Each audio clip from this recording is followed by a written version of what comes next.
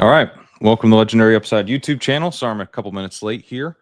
I'm going to be drafting DraftKings best ball team today.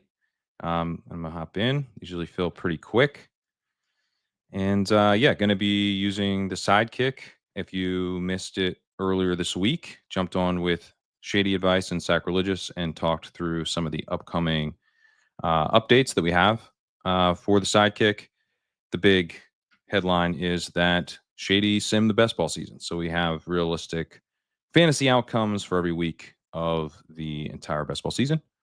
And that allows us to do some cool stuff, including put together much more coherent teams with better dynamic rankings recommendations. So you'll get to kind of see that in action here. Hoping to get this in your hands very soon. And yeah, have some fun drafting some DraftKings teams here. So we got 3 more left. If you guys want to jump in, this is the $15 million millionaire, $2 million to first flagship DraftKings tournament. We're off and running out of the 2-hole. All right, let's see. Can you guys? I'll make this bigger. It's gonna be a little too small. All right, let me get this over here. I'll put it up here. How about that? There we go. That's nice and handy. All right. So yeah, out of the 2-hole here, Chase, Barkley, Jefferson. I've been breaking ties a little bit to Justin Jefferson over Barkley. Full PPR, on DraftKings, that does help. And one of the things that we are seeing with the Sims is that it does seem to think that starting receiver is stronger than starting running back, given what is available later. I think everyone generally feels like, hey, there's some running back values later on in the draft at a variety of different types of players, and receiver tends to dry up a little more quickly. So I'm kind of trying to balance that with, I don't want to have mega fade positions on the early round running backs. But yeah, that's kind of the bouncing act there. All right. Yeah, I really struggle to take Barkley at 2. I'm with you. Maybe as the 2024 season kind of fades in my memory, it's a little easier to be light on Barkley. But Barkley, I mean, it is tough. Like even in the playoff best ball stuff, it's like, oh, Barkley's the 101. That feels maybe a touch hot. Shouldn't it be one of the quarterbacks? And it was Barkley. You wanted Barkley again. So I'm a little nervous to at all fade Barkley. All right. We are on the clock. Chase goes. I am going to go Jefferson here. I'm just a little more comfy there, but obviously Barkley, very strong pick. You could even pull up Bijan if you wanted, but Justin Jefferson, but he's the best receiver in the league, right? Hard not to take him. All right, so let's see. What time is the UD draft stream? I'll be streaming next week, some underdog stuff, but today, DraftKings. Today's DraftKings. Drafting in the 9, roast me. Well, it sounds like you're already panicking before you've even taken a pick. So,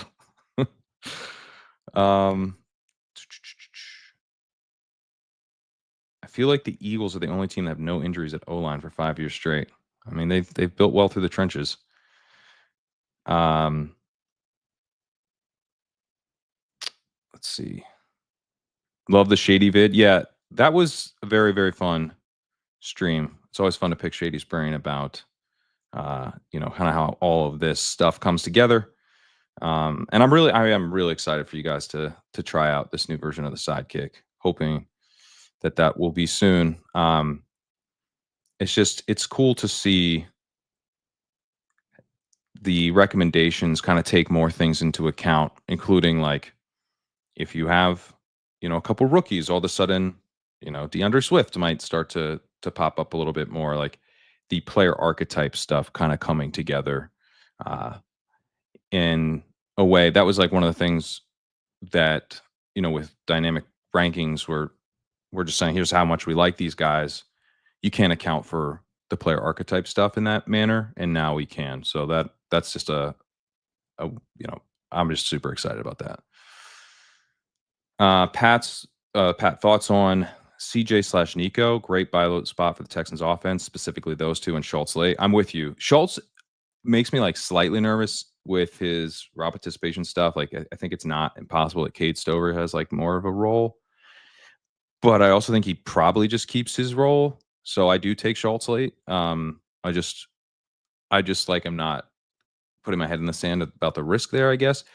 But Nico, I think, is kind of a smash at the 1-2 turn. When we shared on the stream with Shady, we shared some of the teams that rated the strongest according to the Sims, and like Amon-Ra Nico was one of those types of starts where it's like, okay, yeah, that's pretty crazy that you can do that this year.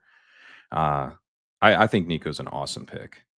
It's hard to say like that he should be going ahead of a Puka, or Neighbors or even Amon-Ra, but like you could make the case.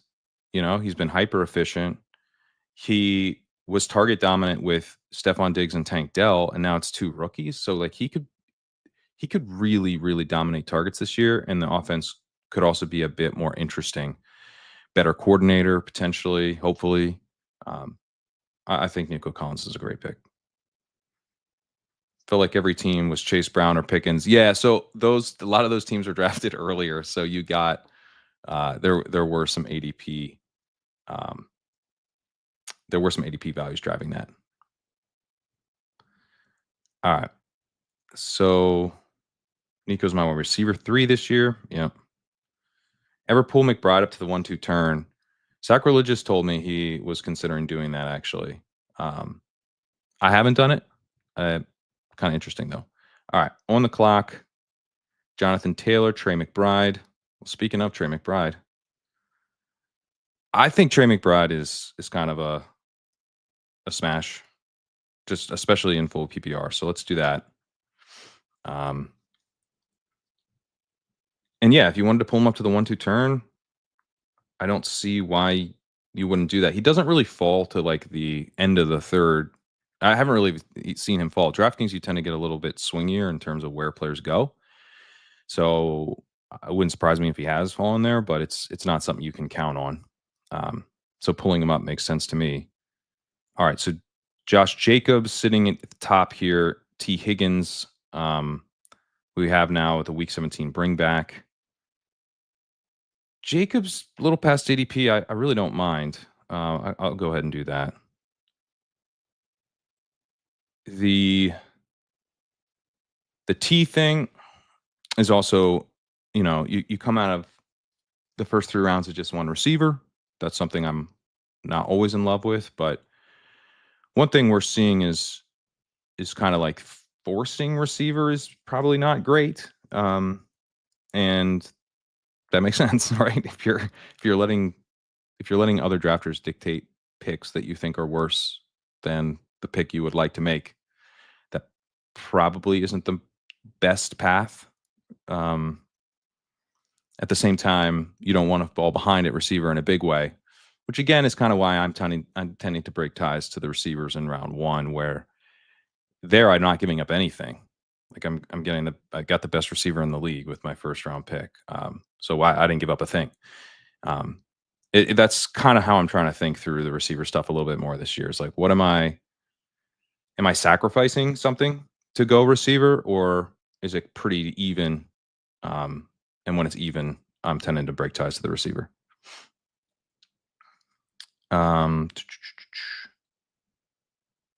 Damn, Kirk not even in existence in Pat's mind.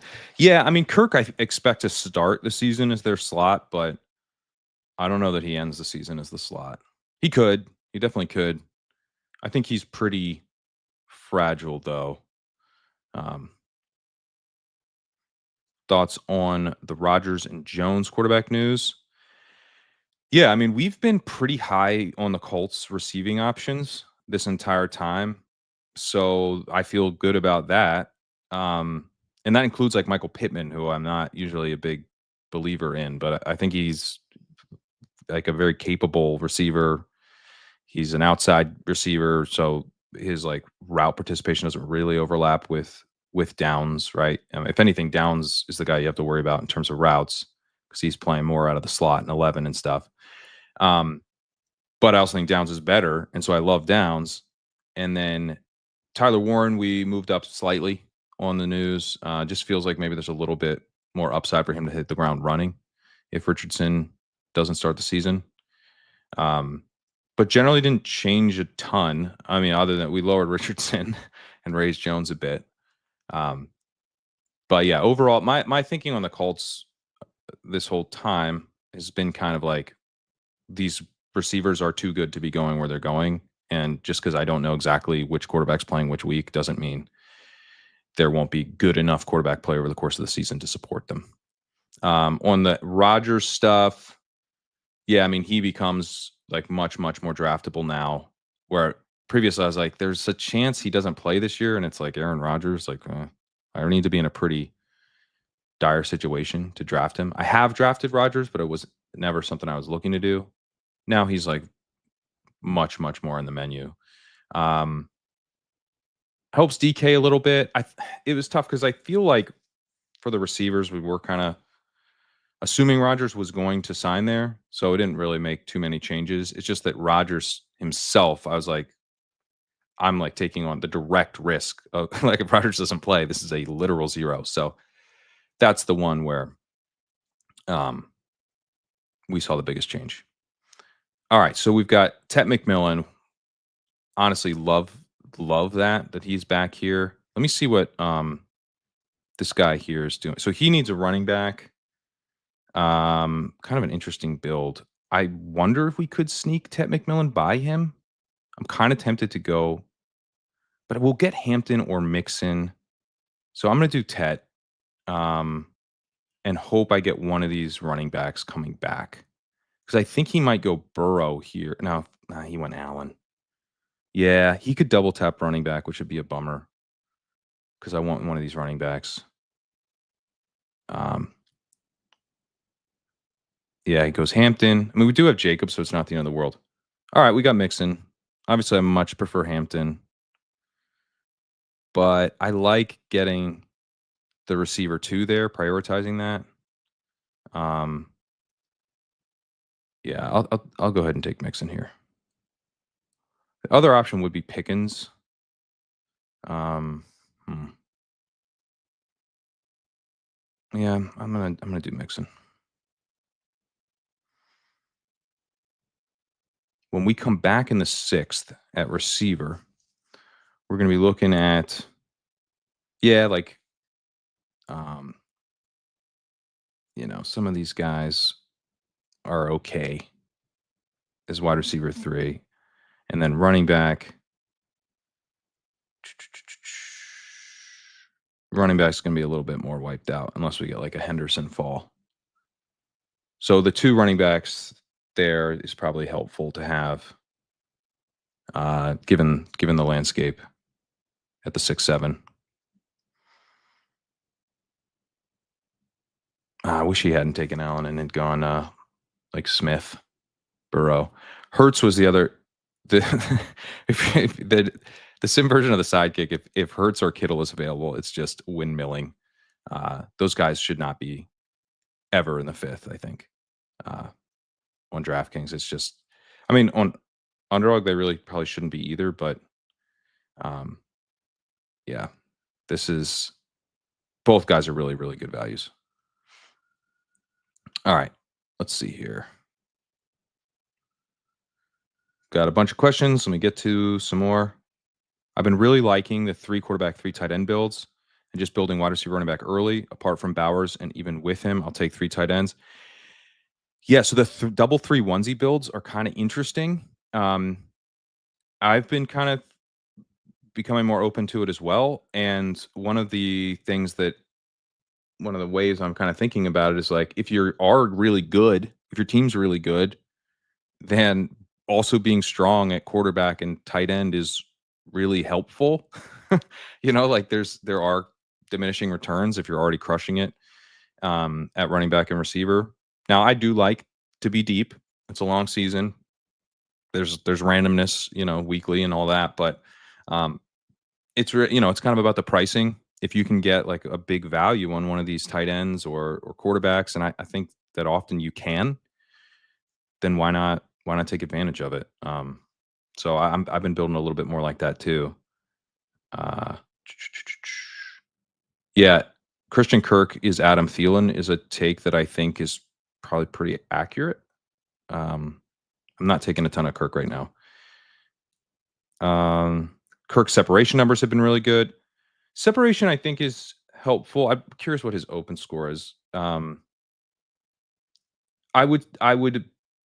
Kirk is the type of guy where you would expect to have, I think, pretty good separation. Kind of more of an underneath slot guy. I think open score is a little bit more interesting because it can measure the velocity of the player and the defender. So some of the deep threat guys who aren't separating as much but are like kind of open because they're ahead of, they have a step on their defender and are running full speed. That metric is a little nicer to them. Thoughts on Tracy? Yeah, I have a hard time with Tracy because I like Scattaboo a lot, but I am trying to draft some of them because it's like, yeah, he could just hold the job. And he has a 3-down skill set. So he's kind of a chaperone type of guy to me. Think we're overthinking Kyron. We might be. I kind of want a little bit of, positivity about or negativity or silence on the Jarquez Hunter stuff because Hunter really is kind of a committee back type where I would expect him to actually be able to earn like a carved out role a little bit in a way that Blake Corum didn't and wasn't really like his style, if that makes sense. All right, so Olave's falling here. Jordan Addison available for the double stack. That's kind of what's most appealing to me, actually. I think I'm gonna go Addison. Just a little fun little double stack. Set up the JJ McCarthy pick later, maybe. Olave seems fine here, but double stack a little more fun. And then running back looks a little wiped. Montgomery's obviously viable. You get the bring back now with him and the Vikings. But Olave would be the guy for me here if he comes back. And he does. So that's not bad. I mean, Olave makes me nervous, but having him as your wide receiver 4 in round 7 seems pretty good to me. So yeah, we'll do that. And see now you see the running backs are popping up as you would expect. All right. Through 7 rounds, this team has Jefferson, McBride, Jacobs, Tet McMillan, Joe Mixon, Jordan Addison, and Chris Olave. Pretty good build. Correlation-wise, maybe we could do a Stroud thing later, Bryce Young, Jordan Love. Kyler is still here. Drake May off the board in the 6th. My goodness. Someone likes Drake May more than me, I think. Jay Shoop. All right. Can you not see the board? Are you not seeing the board? Somebody knows he's in a pack, right? Ooh. This house you coming bad to get May. All right. Popping up here. All right. Move DK up half a round. Yeah, I don't know.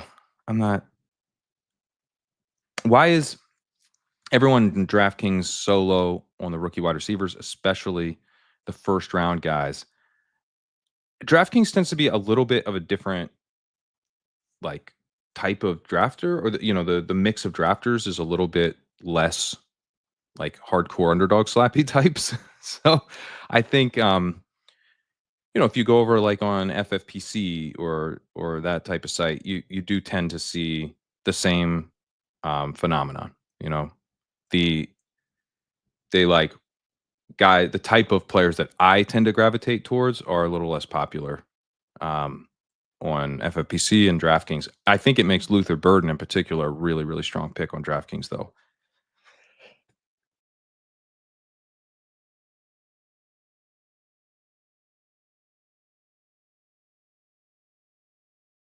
Dowdle going too low, maybe. I think the ETN pick makes his contingent value like not ultra locked in, but I do think he's like a solid contingent pick. I do think Chuba, who was awesome last year, really, really efficient. I think he kind of has the role he did last year. Duh, duh, duh, duh. Can someone help me cope with seeing other teams get insane values? Yeah, I mean, I can tell you, like, almost every team you will see this summer will get wiped out before the final. Like, very few of these teams you will actually be competing against if you make the final, because it is very variant. There's a lot of variance to get to the final. So draft some good teams. Hope you get lucky in week 15 and 16 so that your good teams beat out a bunch of other good teams, and obviously draft to make that as likely as possible. But yeah, the super teams that you're seeing now are probably like even if they advance, they might get knocked out in week 15, you know. Thoughts on the Dallas backfield? um I take Miles Sanders. I take Miles Sanders at the end of drafts. Uh Jaden Blue, I'm starting to like come around on slightly, but mostly so I'm not like completely fading him. He's not like a big target for me. He seems like he's going a little too early. I think we want that to happen. I would like for Dallas to talk about it happening before we like fully decide it's going to happen. All right. So we got Brandon Ayuk here, Josh Downs, Michael Pittman. I'm gonna think go Downs here and play for the idea that um, he might be rising right now.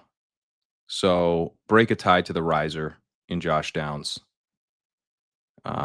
Obviously, Brandon Ayuk, very very viable there. Now we got Pacheco, Ayuk, Kyler Murray. This allows me here to kind of repull from the sim, so you can kind of see how steady this is.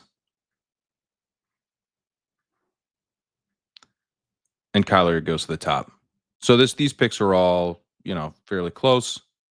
I wanted Kyler, which is why I did that. But yeah, Kyler and Trey McBride. I think that's pretty nice. Gets to 5 receivers. Um, Brandon Ayuk going late here though. He's a good pick too. On DraftKings, I tend to want to protect myself a little bit at quarterback. Things can get ugly. You can definitely get boxed out. So I like taking the quarterback there. Um, as Shady would say, don't drop the baby. You have a good team here. Quarterback is where things can go wrong. Look, JJ McCarthy I have the double. I have the double stack. And this dude, I don't know why. What is JJ McCarthy's ADP? How do I show? Yeah, show drafted. Okay. So McCarthy has an ADP of 123. It's not crazy. It's 20 picks ahead. I mean, the May one is the crazy one. So this dude, he has his quarterbacks dialed in. He knows exactly who he wants. Feel pretty good about the Kyler Murray pick there. Feel pretty good about that. All right. 62 BBM teams. Someone told me to chill out. I mean, I would say you do want to have some bullets for August when we get more information. I'm probably a little bit behind. I like to look at the fill rate and then try to stay pretty close to whatever the fill rate is. My percentage of bullets pretty close to the fill rate. But there was a whole thing. People would talk about you should barbell. You should do a bunch early and a bunch late. So I don't think it matters like that you've drafted 62. Personally, I would be trying to save some for later. In regards to your Tet pick, how much do you factor in, if at all, how garbage the Carolina D was last year? Could Panthers just happen to play in high-scoring games? I mean, I do think that their defense is not going to be good again.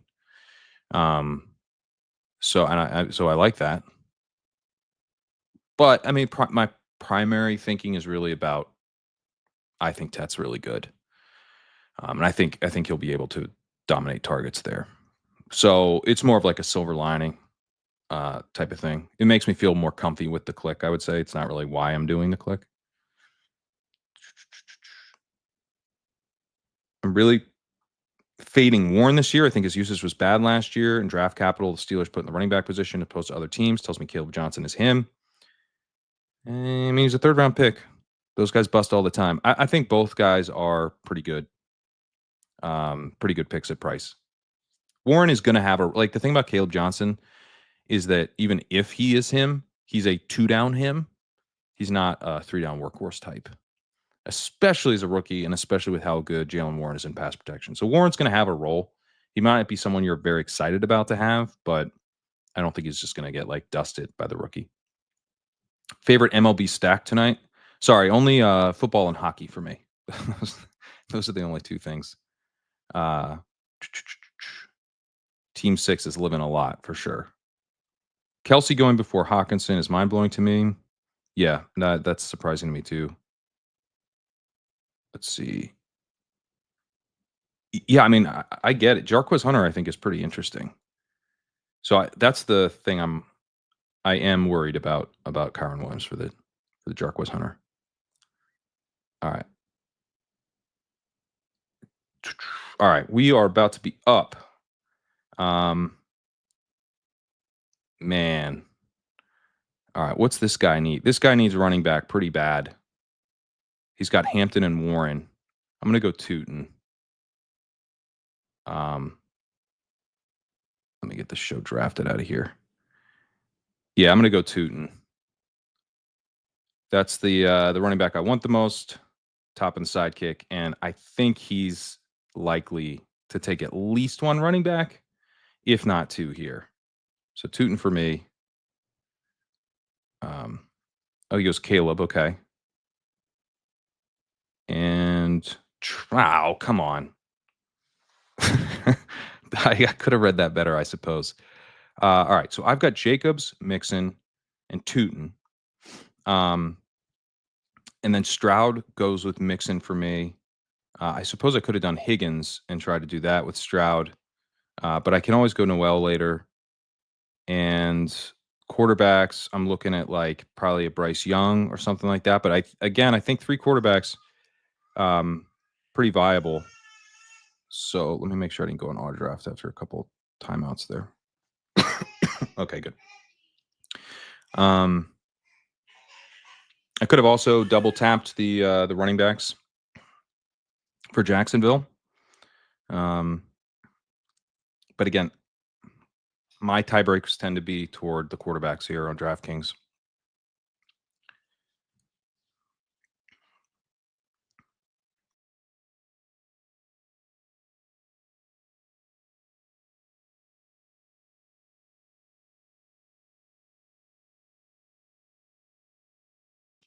We have an offer to go to a Brazilian steakhouse here. If BB Meat Gazer wins, I'll take you up on that. Is that Reset the Sim available for Sidekick subs? It will be, or at least this version of the Sidekick that I'm showing off. These features will be available for Sidekick subscribers. I guess the Reset the Sim functionality. Let me know if you would want that. It's something we've kind of kicked around. Yeah, what you're seeing is kind of different pools. So I think it's kind of cool because you can kind of see how guys are bouncing around a little bit, which gives you an idea of how strong the picks are, how stable, the recommendations are relative to the other guys, I guess is the way to put it.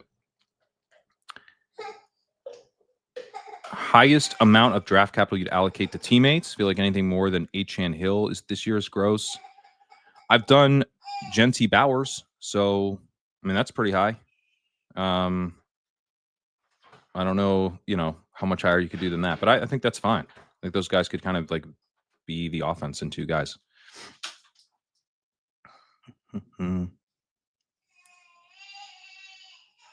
Wait, who took Loveland in round 3? I missed that. Oh my gosh. All right, this guy's on auto draft now, so he might just be drafting off of right. The team's kind of interesting, but a lot of reaches. Likely, Ollie Gordon. He gets a good value though on Luther Burden. I mean, he has Drake May, so the team's automatically pretty sweet. I kind of I like parts of this team, and then other parts of this team leave me scratching my head. All right, let me scroll down here. We're about to be up. Christian Kirk was kind of floating around here. He went a little lower on that one, but let's see. I could use a running back 4. Rashad White, Tyjae Spears. Definitely interesting. Bryce Young floating up for the stack. I again think this guy probably should take a running back, so I'm going to break ties to running backs again. And yeah, I think White or Spears are fine. I might go. I might actually just draft Kirk. I'm going to draft Kirk, who was floating around near the top there, and he takes Spears. he takes Ferguson. Yeah, I didn't really care which running back. Although Sidekick is now shouting to take quarterback. Let me see what my chances are of that coming back. So Bryce Young's rated ADP. Gino. I've got Kyler Murray and Kirk. I'm gonna go with the running back. Push the quarterback, see if I can get one back. Right, because like Ward, who we could backsack later. This is my quarterback 3. So taking the chance a little bit to see if I can push somebody. Also, Aaron Rodgers should help make, it more likely that one of those guys falls. But we'll see. Play in the room a little. All right.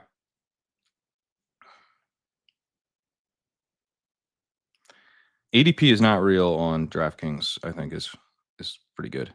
Is barbell even good? I find drafters get more loose and reachy in these dead periods. I don't think it's good or bad. My thinking is just draft when you have time to do it and when you're having fun doing it. That's it. What vets are you treating like rookies? Yeah, Ayuk and Godwin come to mind first as well in terms of back-weighted production, for sure. And Godwin really does have a pretty big ceiling, I think. The other, some of the second-year guys, it's not back-weighted so much, but it is kind of very boom-bust in the same way a rookie can be, like a Roma Dunze, for example. Any other? I think some of the second-year running backs are interesting and provide a little bit of that, like maybe they force more of a split as the season goes on. So like a Trey Benson or a Ray Davis. And those guys had like decent profiles and then flashed.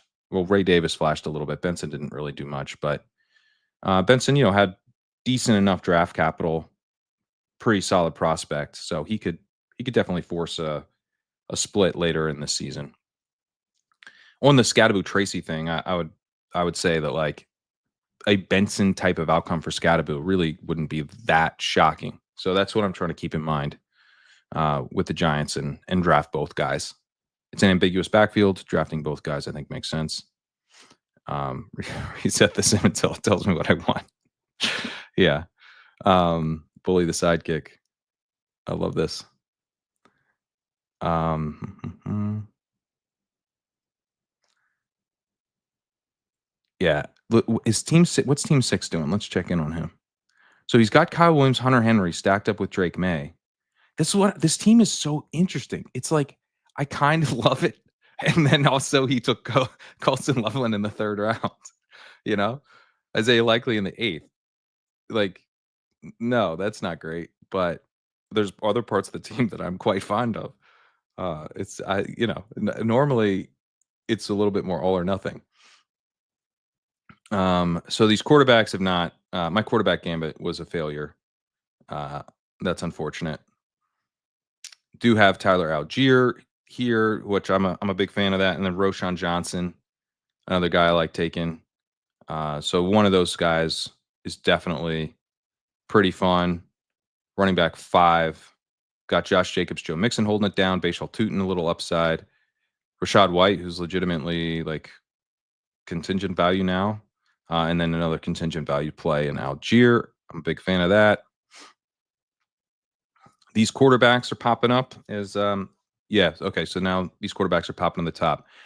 This is a big thing that we're seeing with the Sims, that they are really into the QB3s in a way that is a little bit surprising compared to what I'm used to. Um, let's see. At wide receiver, we're looking at Knoll maybe coming back. Otten is popping on the top, and yeah, it's a good reminder that tight end is getting very thin.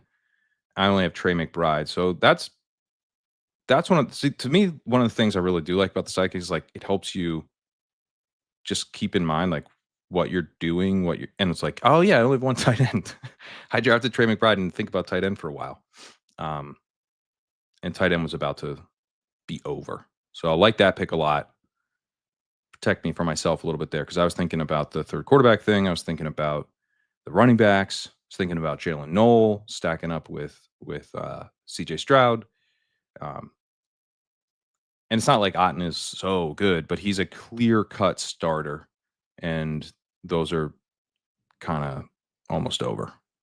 So that feels pretty good. All right, dude. And now he's stacked up Demario Douglas. He's got the like.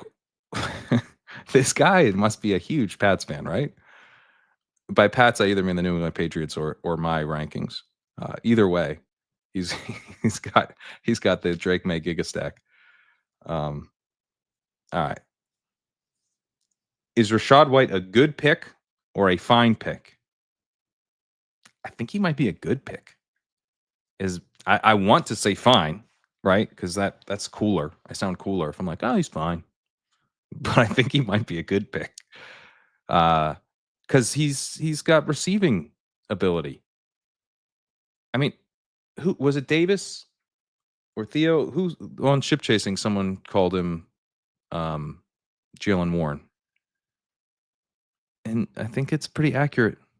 He's kind of your discount Jalen Warren, which is a bummer for me because I love Warren, but I think it's pretty accurate. Why isn't Algier going the Rashad White range? I don't know. He's good. Clear contingent play. White has standalone value also, right? I think he probably does. It's easy enough to see like us being like, wow, we got way over our skis on that 2nd-year running back. Never done that before, you know. Projecting him to kind of be what he was at the end of last season, dominate the backfield. That's not really the way they're talking. They're talking about like we want a committee and all that.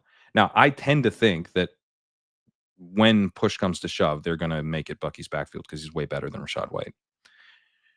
But it is possible that Bucky, as an undersized back, just kind of has more of like a 1A role. And then, yeah, White has standalone value. So it's not like fully locked in, but it's definitely quite possible. How brain dead am I for having 20% Miles Sanders? Not brain dead, man. I totally get it. Tyler Shuck. Let's see maybe if we can push that. Do we care? So he's got Caleb, and yeah, I'm gonna try to push Shuck and take Dowdle. Build on the Panthers bet with Tet. This is also a pretty big ADP value. And then Shuck's here. Noel is also here. Man, Noel is pretty fun. I might do Noel. Shuck is less fun. Shuck is not the most fun pick on the board, is he? Um, oh, look at that.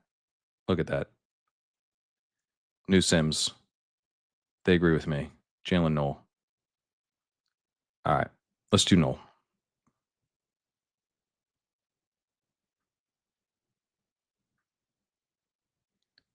Now, if Shuck were to come back, I would definitely take him at that point, I think.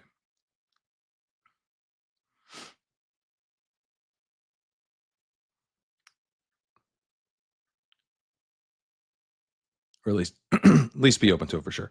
All right. Check in on Team 6. Alec Iomanner, John Mechie. Interesting.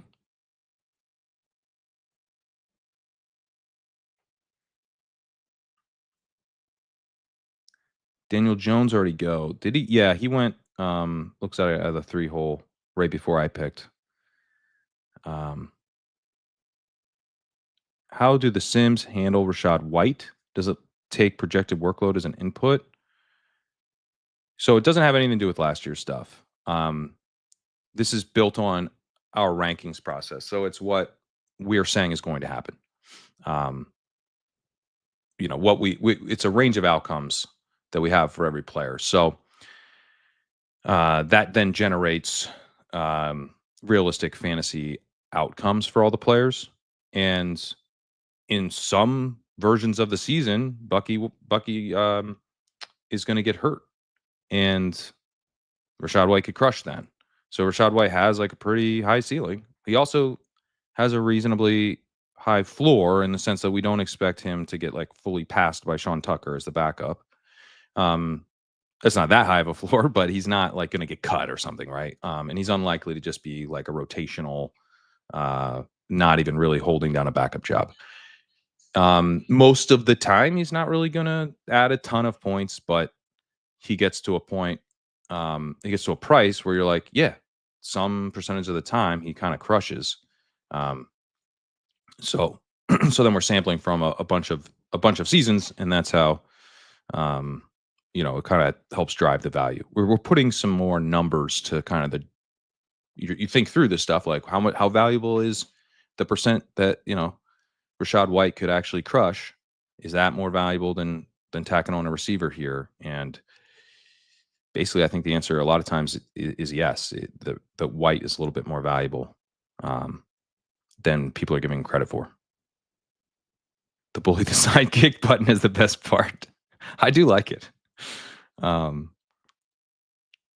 Shuck is almost assuredly starting for them. Last year, before their entire team died, Saints looked like they might punish people for fading them. New coach we like, good weapons. I don't know. Yeah, I hear you. I hear you. Daniel Jones in round 18 on DraftKings. Pretty happy with it. Yeah, I mean, that seems fine.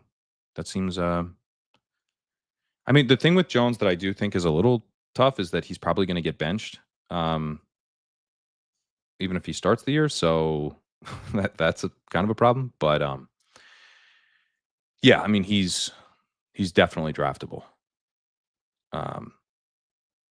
Do the Sims change based on each pick you make? Like if you take Genty round 1, does it make Sims for his higher end possible outcomes because No, it doesn't. Like because you drafted Genty, it doesn't make Genty better, but there is like you are drafting where like you have Genty and Genty's generally projecting quite well. So it does affect the later recommendations where it's like, well, you have Genty. So that makes it harder for another running back to add significant value compared to, a receiver. And now you're better off at running back than receiver the minute you take Genty. So that's kind of how it would factor in what you've already done. And then would also potentially with a guy like Genty, although we do expect Genty to start the season pretty strong. So maybe Hampton's a better example. With a guy like Hampton, players like Pollard and Swift, might look a little bit better. Not like crazy better, but it's the type of thing, it's the chaperone concept, right? Where that guy can help you in the beginning of the season a little bit. Um, Now that would be, I think, you'd be more likely to see that type of effect if, let's say, you had Hampton and Harvey and Judkins, and then all of a sudden a guy like Tony Pollard kind of starts to look like a smash. So Shuck went. I pushed quarterback a little bit too far. Rashard Smith, I like a lot. Jatavion Sanders is the tight end 3. Let's see. By ADP, they're both fairly far down. Rashard Smith is fine here. I do like Jatavion, who kind of disappeared here. Oh wait, what happened? What did it just give me? I let it time out. Oh, it gave me Jatavion. That's weird. Okay. It must be a positional limits thing. I don't know. Brashard Smith, same difference. So yeah, I pushed quarterback. The Sims really do like 3 quarterbacks. I think it's just like a pricing thing to some extent. The chances of taking a 0 are much lower. I mean, just the comment there about like Shuck's going to be starting all year is pretty, I think, very likely. So that's one of the reasons that 3 quarterbacks I think are pretty good, because you're taking guys who are actually adding points to your lineup, where lots of these players won't really do that. But I do like this team. I think it's pretty fun. CJ Stroud, I have stacked with Kirk and Noel. So hopefully one of these guys just absolutely crushes from the slot. And then I have Kyler Murray with Trey McBride. Yeah, pretty fun. Pretty fun team.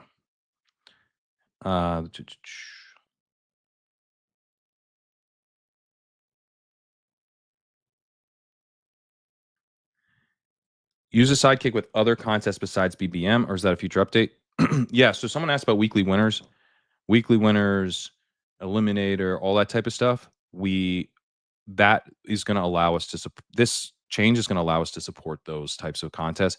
It's also going to allow us to better dial in the recommendations for contest structure. So like the 555 versus this $20 $2 million to first contest.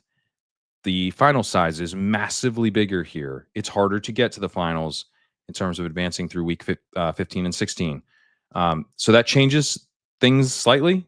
And we want to be able to reflect that when we have this, when we have these updates live, that will be factored in. So, you can kind of think about like the contest where you are a little bit more focused on advance rate.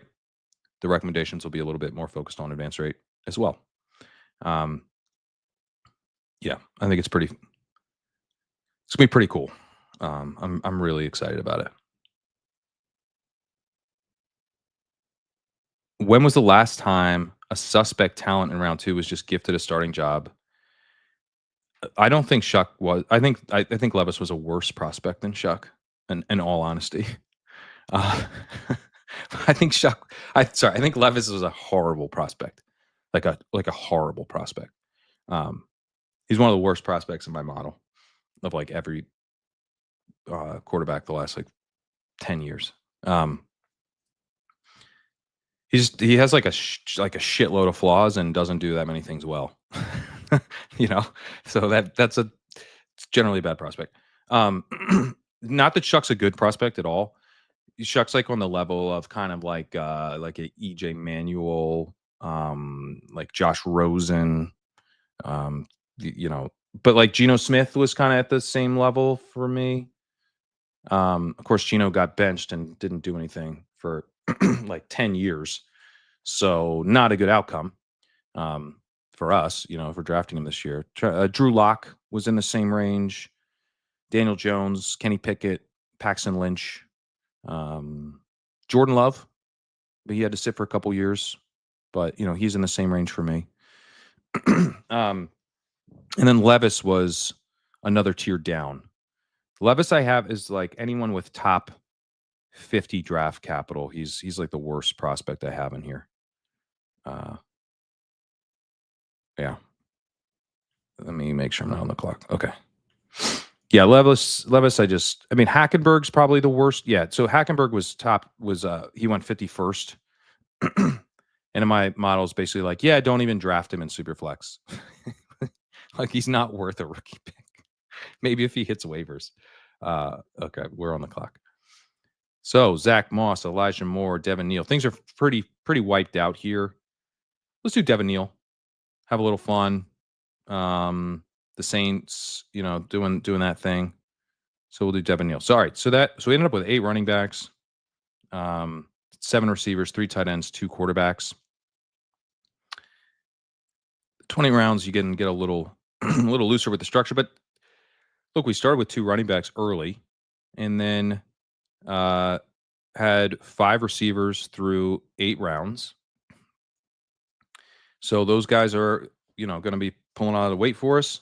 And then we have the 2 Texans receivers as a wide receiver 6 and 7. So wide receiver flyers, I think probably add a little bit less to the team than running back flyers. And we have a lot of fun running back flyers. Jacobs and Mixon are like kind of holding things down early. But then we have Tootin hopefully coming on maybe by midseason, and then a bunch of contingent vets, Rashad White, Tyler Algier, Rico Dowdle, and then 2 total rookie flyers, but 2 guys who I think are pretty fun, and Brashard Smith and Devin Neal. Jatavion Sanders and Cade Otton help fill out a little depth on the Trey McBride elite tight end team. Kyler Murray and CJ Stroud both stacked up. Getting Tyler Shuck as a quarterback 3 would have been interesting. That would have been this pick here instead of Jalen Knoll. I think either way would have been fine, but ultimately I did bully the Sims until they told me Knoll was the guy, and went with that. Yeah, I mean Shuck over like a Sanders or Brashard Smith or something, that would have been pretty cool. I wish that happened, but oh well. Still have 2 good quarterbacks on this team. Checking in on Team 6, see how he landed the plane, which, I don't know was landable. But Austin Hooper, man, look at the correlation on this team.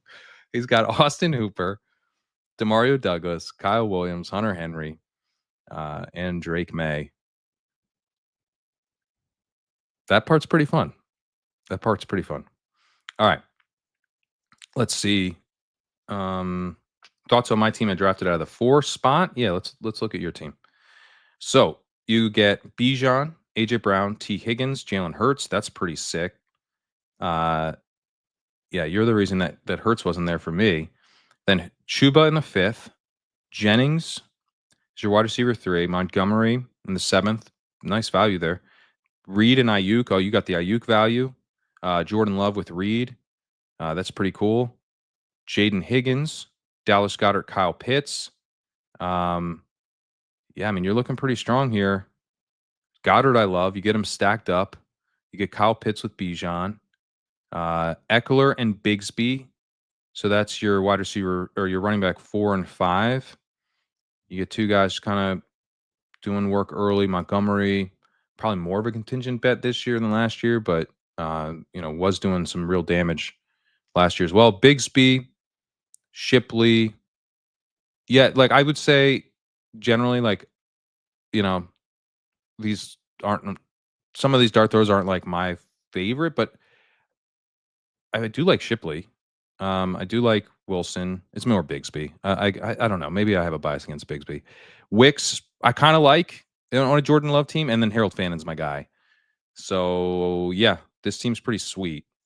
Slayton, I think makes sense. You got 5 receivers through 9, but Ayuk's hurt. 6 receivers are rookie. Yeah, so I think actually Wilson, Slayton, and Wicks make sense as dart throws here, given you do have some back-weighted production already in Higgins and Ayuk. You also have Jennings with Ayuk. I like this team a lot. Very good team. Bigsby was 24 picks past ADP. I usually don't take him. Yeah, I mean, good point. I think I would have done that too. He landed the plane in the Nathan Fielder sense. I still haven't seen the rehearsal. I saw the first season. I've heard good things. I'm gonna try to watch that in the next couple weeks. I liked the first season. It was weird, but I did like it. But I've heard season 2 is interesting. All right. Think that's about it. Oh, I'll answer this. I've drafted Mahomes and Goff today based on the new love for 3 quarterback builds. Would you add a late round quarterback? I think it's fine. I think it's fine either way. That's really the thing, is that in the past, I would have said, like, what's the point of a third quarterback? You don't need a third quarterback. You've kind of earned the right not to take a third quarterback, that kind of thinking. But now I'm thinking more like a third quarterback makes like total sense for that build. Both those guys are pocket passers. They both have, somewhat low floors now. Mahomes didn't used to, but it seems like he does now. And so a third quarterback could help. At the same time, I don't think you have to force it. So would really just depend on, what was available to you. Um, Shuck was never good at 3 different college offenses. Just don't understand how has any shot of being even passable at the NFL level, but I guess we'll see. Yeah, I don't know. He's not gonna be very good, but he's got a decent arm. Um, and the film guys like him. I don't know. Like from the jump, they were talking about like Shucks really standing out at the Senior Bowl. Like this dude rips it. I don't know. Quarterback evaluation is one of those things where I do like lean on the film guys, and the film evaluation on Shuck was pretty strong. That then leads to draft capital. Not like a ton of draft capital, but early second round draft capital, and slotted into an open starting position. I'm open to him being like fine. I'm open to him holding a job and kind of like being able to mix in for some productive weeks. I don't have a ton of interest in him or a ton of belief that he can really be like awesome, but like a Davis Mills guy, right? That's the Texans dude. Could we get like that? I think like Kenny Pickett, who did honestly have like a little hype at times. He could be like maybe like a little bit of a better version of Pickett. That seems plausible to me. Give it like draft capital alone. He's immobile. I don't think he's like that aggressive. He's not going to be that fun, but it's like he's probably starting all the games. And I think he's probably better than Will Levis. So that's where I'd put my yeah. That's the eval. But it's more just like an eval of like at a certain point, I think it's at one point we were talking about it, and Shady just described him as like a free bucket of points. So yeah, he's kind of a free bucket of points. How much does the sidekick cost? How often does someone have to draft? I mean, it would depend a bit on what stakes you're playing, but it is, it's so the sidekick's 500 for the year. It covers playoff best ball, and it covers pre-draft best ball. So you have about 10 months of use out of it. So if you are playing playoff, pre-draft, and in the summer, it works out to about $50 a month. If you're playing less than that, then it would work out to more than that. It's $125 a month right now if you want to just do the month. But yeah, these updates we're going to have rolling out, so it will support more games, more game types, as well as I was mentioning with the eliminator and the weekly winners and all that.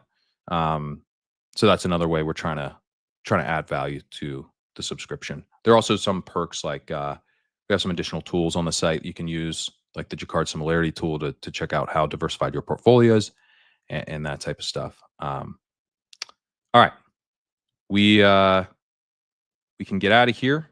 Appreciate you guys hanging out. This has been fun. I'll be back doing some more streaming next week, and going to be doing a Legendary Sickos on Monday. I'll be on Best Ball Breakfast with Pete on Monday as well. ADP chasing, ship chasing, check it all out.